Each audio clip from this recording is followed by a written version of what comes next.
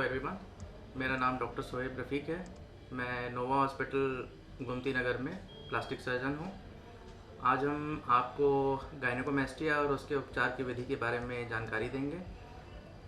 Gynaecomastia पुरुषों में स्त्री जैसे स्तन होने को कहा जाता है। ये नॉर्मली 60% पुरुषों में पाया जाता है, लेकिन ये बहुत ही कम मात्रा में होता है। एक चीज़ समझना बहुत ज़रूरी है कि गायनेकोमेस्टिया ट्रू गायनेकोमेस्टिया होता है, यानी कि वाकई गायनेकोमेस्टिया है, या सूडो गायनेकोमेस्टिया होता है।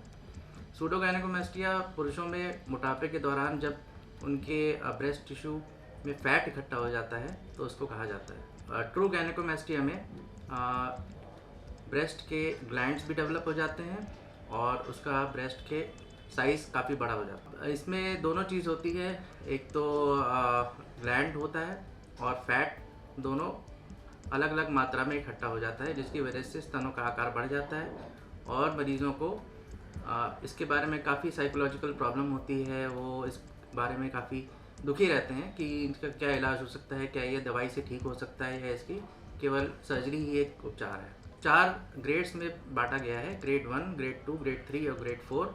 ग्रेड 4 होता है जब काफ़ी बड़े साइज़ का हो जाता है और निप्पल जो होते हैं वो काफ़ी नीचे आ जाते हैं। ये बूढ़े लोगों में एक उम्र के बाद भी देखा जाता है गायनेकोमेस्टिया, और ये नॉर्मल होता है। और ये इसकी वजह ये होती है कि टेस्टोस्टेरोन की मात्रा शरीर में कम हो रही है, क्योंकि उससे जुड़ने वाला प्रोटीन जो है वो बढ़ जाता है। तो इसमें हम क्या करते हैं कि सबसे पहले हम देखते हैं कि भाई इनको कोई शारीरिक बीमारी तो नहीं है या कोई दवाई तो नहीं ले रहे हैं। और जो बहुत ज़रूरी है कि हमें ये देखना पड़ता है कि मर्दों में टेस्टिस का आकार और टेस्टिस में कोई गांठें तो नहीं है। तो ये अब हमें अगर पता लग गया है कि पुरुषों में ट्रू गायनेकोमेस्टिया है और इसका ग्रेड हमें पता है, तो इसके बारे में हमें इलाज क्या हो सकता है। इलाज में हम 2 चीज़ कर सकते हैं, या तो उसको कुछ समय तक के वेट कर सकते हैं और या तो उसका सीधे ऑपरेशन के लिए जाते हैं। अब पहली चीज़ क्या होती है कि अगर जो रिकमेंडेड गाइडलाइंस हमको पता है उसकी वजह से उसमें ये होता है कि अगर 12 महीनों से ज़्यादा यदि परसिस्ट कर रहा है, आपका बना हुआ है गायनेकोमेस्टिया, तो उसका ऑपरेशन अनिवार्य है और वो कई बार कराना भी पड़ जाता है। और यदि उसको कोई और अन्य बीमारी है जिसकी वजह से ये हो रहा है, तो उसके बीमारी का इलाज ज़रूरी है। कई बार अगर कोई ट्यूमर है उसके टेस्टिस में, एड्रिनल में या फिर कहीं और, तो उसकी वजह से भी हो सकता है गायनेकोमेस्टिया। कई बार लीवर की बीमारी की वजह से हो सकता है। और यदि वो कोई दवाई लेते हैं या कोई हार्मोन्स लेते हैं तो उसकी वजह से भी उसको बंद करना पड़ेगा। कि हम कई बार अपने मरीज़ों को दवाई देके गायनेकोमेस्टिया कम करने की कोशिश करते हैं, लेकिन होता क्या है कि 12 महीने से ज़्यादा यदि अगर आपके शरीर में ब्रेस्ट का टिश्यू है तो वो सिकुड़ जाता है और फिर उसके बाद उसका साइज़ जो रहता है वो बना रहता है, तो उसकी ऑपरेशन कराना उसके बाद ज़रूरी पड़ जाता है कई बार।